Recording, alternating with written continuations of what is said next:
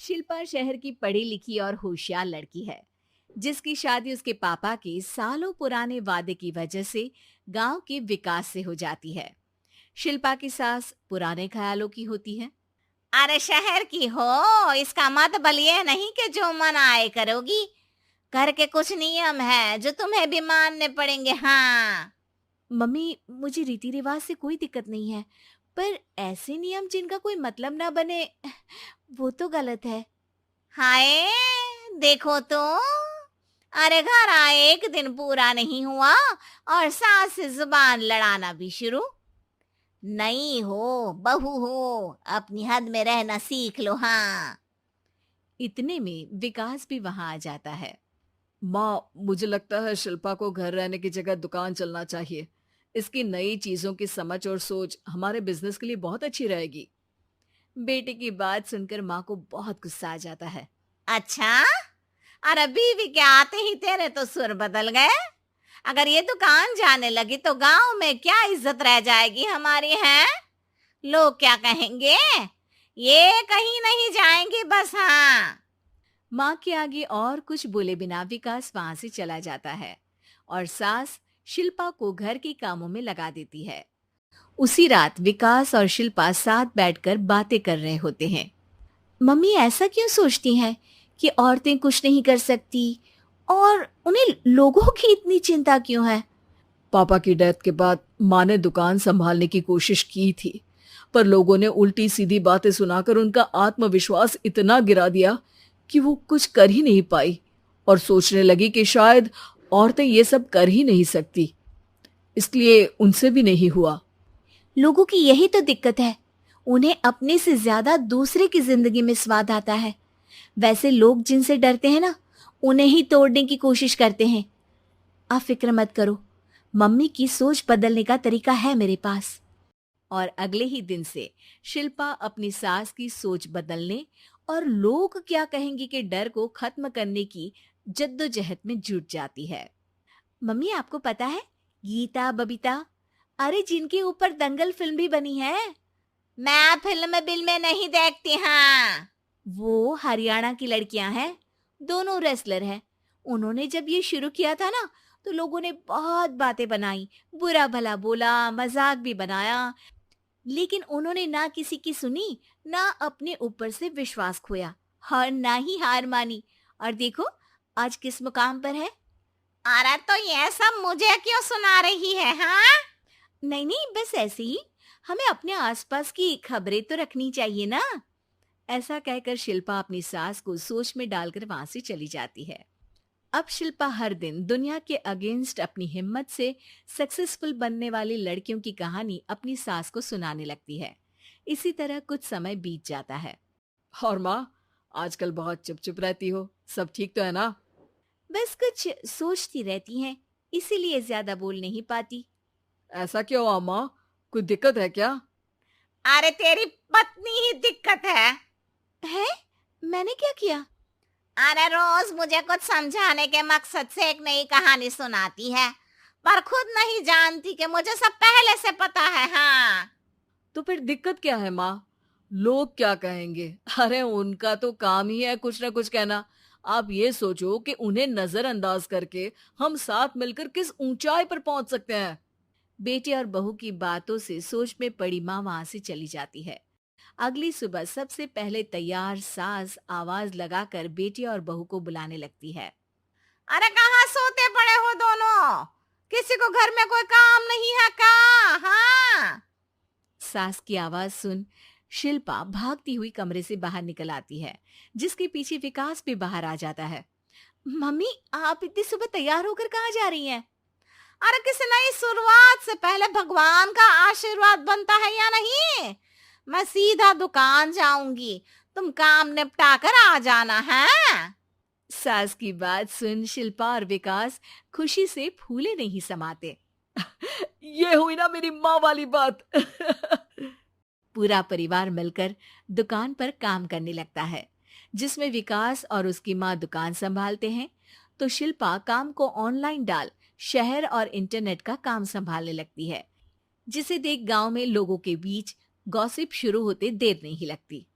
और क्या विकास भाई, अकेले काम संभल नहीं रहा था तो नौकर रख लेते, और तो को यहाँ लाने की क्या जरूरत थी। इन्हें घर में जो काम बोलो वो तो सही से करती नहीं, यहाँ आकर तो तुम्हें डुबा ही देंगी। अरे भाई साहब, अगर आपके घर की औरतें सही से काम नहीं करती ना तो हमें उससे कोई लेना देना नहीं। यहाँ आपकी पंचायत के लिए किसी के पास समय नहीं है। हाँ। करारा जवाब सुन बातें सुनाने आए लोग मुंह लटकाए उल्टे पैर वापस चले जाते हैं। वाह मम्मी, ये तो अब दोबारा कभी भूल कर भी यहाँ नहीं आएंगे। I am so proud of you. अरे बहुत हुआ, हाँ काम पर लगो चलो। तीनों आपस में काम बांटकर अपने अपने काम पर लग जाते हैं। इसी तरह दिनों के साथ महीने बीतते हैं, जिसमें शिल्पा की पढ़ाई, विकास की मार्केट स्किल और सास की फाइनेंशियल मैनेजमेंट से उनकी दुकान बहुत अच्छा बड़ा बिजनेस बन जाता है, जो गांव के साथ साथ शहर में भी अच्छा खासा मशहूर हो जाता है। अरे सच ही कहते थे तुम दोनों, लोगों का तो काम ही होता है कहना। अब हमें सुनना है या नजरअंदाज करना है वो तो हमारे ऊपर है। हाँ। आपकी शुरुआत में गालियां और आसमान छूने पर तालियां, ऐसे लोगों का तो काम ही है पलटना। इनकी बातों से हमें कभी अपनी राह बदलनी नहीं चाहिए, बल्कि अगर बातें बन रही है तो समझ जाओ कि रास्ता सही है। कंवारी ननद। अंजलि की उम्र लगभग 30 साल हो चुकी थी। वो एक स्कूल में टीचर की जॉब करती थी। अंजलि के घर में उसकी माँ के अलावा उसका छोटा भाई और भाभी भी रहा करते थे। 30 साल की उम्र होने के बाद भी अंजलि की अब तक शादी नहीं हुई थी। इस बात को लेकर अंजलि की माँ रुक्मिणी देवी काफी परेशान रहा करती थी। माँ, मैं स्कूल जा रही हूँ, जरा मेरा टिफिन तो दे दीजिए। अब क्या पूरी जिंदगी मैं तुझे टिफिन बनाकर देती रहूंगी? अरे कुछ सोचा भी अपने बारे में या बस ऐसे ही? क्या माँ, सुबह सुबह फिर वही बातें लेकर बैठ गई। माँ गलत क्या कह रही है अंजलि दीदी, इतनी उम्र हो चुकी है आपकी, माँ कब तक आपकी सेवा करती रहेंगी? भाभी, मैंने माँ को कब कहा कि मेरी सेवा करो? वैसे भी अपना टिफिन मैं खुद तैयार कर लेती हूँ, बस टेबल से उठाकर देने को ही तो कहा था। वैसे अंजलि दीदी, देखा जाए तो टिफिन उठाकर देने की उम्र तो आपकी है। आपका अपना घर परिवार बच्चे होते तो ये जिम्मेदारी आज आप पूरी कर रही होती। एक बात मेरी समझ में नहीं आती, अगर मेरी शादी नहीं हुई तो इसमें मेरी क्या गलती है, और तुम सब लोग मेरे पीछे क्यों पड़े रहते हो? अरे कुछ कहना क्या पीछे पड़े रहना होता है? अपने छोटे भाई को देख, तुझसे 3 साल छोटा है लेकिन 2 बच्चे खेल रहे हैं आंगन में। मुझे आप लोगों की कोई बात नहीं सुननी, जा रही हूँ मैं, और आप में से किसी को मेरा कोई काम करने की जरूरत नहीं है, मैं खुद संभाल लूंगी। इतना कहकर अंजलि वहां से चली जाती है। शाम को जब अंजलि अपने स्कूल से लौटकर घर वापस आती है तो उसने देखा कि पड़ोस वाली निर्मला चाची वहां पर बैठी हुई थी। क्या बात है अंजलि बिटिया, नौकरी करके वापस आ गई? जी चाची जी, कैसी हैं आप? मैं तो ठीक हूँ बेटा, तुम बताओ शादी के बारे में कुछ सोचा या नहीं? अरे रहने दीजिए ना, इससे तो शादी की बात करना ही बेकार है। कुछ भी कहो तो गुस्सा करती है, बात बात पर आंखें दिखाती है। माँ, आप ऐसा क्यों कह रही हैं? मैंने कब आप पर गुस्सा किया? अरे अंजलि बेटा, तुम्हारी माँ ठीक ही तो कहती है, 30 की होने आई हो, अब तुम्हें भी शादी वादी कर लेनी चाहिए। चाची जी, आप तो ऐसे कह रही हैं जैसे शादी करने से मैंने मना किया हो। रहने दीजिए निर्मला चाची, हमारी अंजलि दीदी को अभी तक उनकी पसंद का दूल्हा नहीं मिला ना, इसीलिए वो शादी नहीं कर रही। भाभी, ऐसी कोई बात नहीं है। अरे तो फिर क्या बात है? तुम्हारी माँ ने तुम्हारे लिए इतने रिश्ते ढूंढे लेकिन तुम्हें कोई पसंद ही नहीं आता। क्या है ना चाची जी, हमारी ननद रानी नौकरी जो करती है ऐसे ही थोड़ी ना किसी को पसंद कर लेंगी।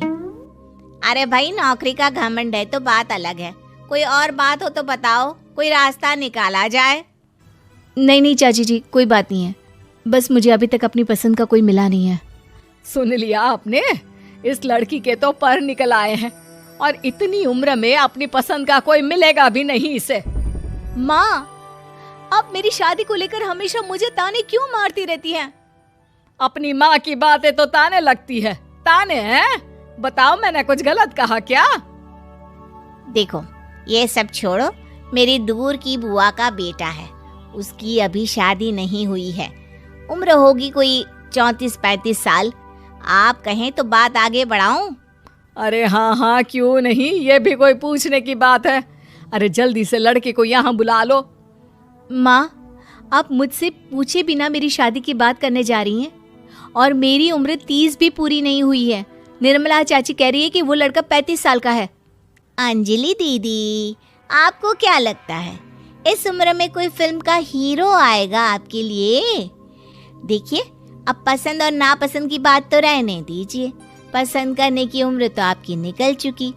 अब तो जो भी मिले उसी से शादी कर लीजिए, इसी में भलाई है। तेरी भाभी बिल्कुल ठीक कह रही है। अब जैसा रिश्ता मिले उसके लिए हाँ कर देना, ताकि हम भी गंगा नहाए। ठीक है, चलिए मैं उस लड़के को कहती हूँ, वो कल ही अंजलि को देखने आ जाएगा। अगले दिन निर्मला चाची के दूर का रिश्तेदार अंजलि को देखने उसके घर आता है। उसका नाम था अजय। अंजलि जी, तो आप नौकरी करती हैं, वो भी स्कूल में? जी हाँ, मैं स्कूल में टीचर हूँ। हमारी बेटी बहुत होशियार है। अरे पढ़ने लिखने में इतनी होशियार है, इसीलिए तो इसकी नौकरी लगी है स्कूल में। हाँ हाँ ठीक है आंटी जी, जरा मुझे भी तो बात करने दीजिए आपकी बेटी से। जी पूछिए ना, क्या पूछना चाहते हैं? अंजलि मैडम, ये तो बताइए कि आपने अभी तक शादी क्यों नहीं की? बस ऐसे ही, कहीं कोई रिश्ता पसंद नहीं आया इसलिए। लेकिन क्या मैं आपसे पूछ सकती हूँ कि आपने शादी क्यों नहीं की? अंजलि, क्या कर रही हो तुम? लड़कियों को इस तरह की बातें नहीं शोभा देती। रहने दीजिए आंटी जी, आपकी बेटी काफ़ी पढ़ी लिखी है, मैं उनके सवाल का जवाब दे ही देता हूँ। वो क्या है ना, मुझे भी अभी तक अपनी पसंद की कोई लड़की नहीं मिली। अच्छा, कोई बात नहीं। वैसे आपकी तनख्वाह कितनी है? कितना कमा लेती हैं महीने का? जी यही कोई 25,000 महीने। बस 25,000? इतने से क्या होता है? इतने से तो आजकल घर भी नहीं चलता। आपके कहने का क्या मतलब है? अरे मैं तो ये सोच कर आया था कि नौकरी वाली लड़की है, आराम से 40,000 कमाती होगी। माफ कीजिएगा, आपका और मेरा रिश्ता नहीं हो सकता। जी कोई बात नहीं, मुझे भी आपके साथ शादी करने में कोई इंटरेस्ट नहीं है। अंजलि, किस तरह की बात कर रही हो? घर आए रिश्ते को ठुकरा रही हो तुम। दीदी, अब इस उम्र में आपको इतनी अकड़ नहीं दिखानी चाहिए। अच्छा खासा रिश्ता हाथ से निकल गया, कहीं ऐसा ना हो कि जिंदगी भर कुंवारी ही रह जाओ आप। कुछ दिन और ऐसे ही निकल जाते हैं और अंजलि की शादी कभी नहीं होती। अंजलि के परिवार वाले बिंदास उसे ताने मारते रहते हैं, लेकिन अंजलि एक बड़ी नौकरी की तैयारी करती है और उसमें सिलेक्ट होने के बाद अंजलि को एक बहुत बड़ी नौकरी मिल जाती है। अब तो दीदी के नखरे और भी ज्यादा बढ़ जाएंगे भाई। अब तो इतनी बड़ी नौकरी जो लगी है, अब इनकी शादी होने से रही। माँ, मुझे नौकरी के लिए दूसरे शहर जाना पड़ेगा। आप जानती हैं ये बहुत बड़ी जॉब है और इसमें पैसे भी बहुत ज्यादा मिलेंगे। अच्छा, कितने पैसे मिलेंगे बेटा? माँ, मुझे हर महीने 90,000 सैलरी मिलेगी।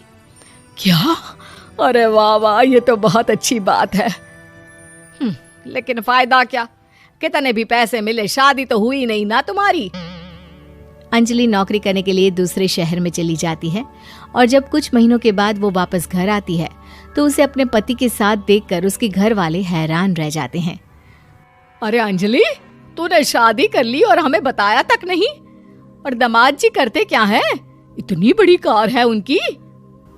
माँ, मैं आपको सब कुछ बताना चाहती थी, लेकिन आप सबके ताने सुनकर बहुत दुखी हो गई थी और इसलिए मैंने अपनी पसंद से शादी कर ली। मेरे पति मेरे साथ ही ऑफिस में नौकरी करते हैं और बहुत बड़े अफसर हैं। और एक बात बताऊं माँ, आज मैं बहुत खुश हूँ।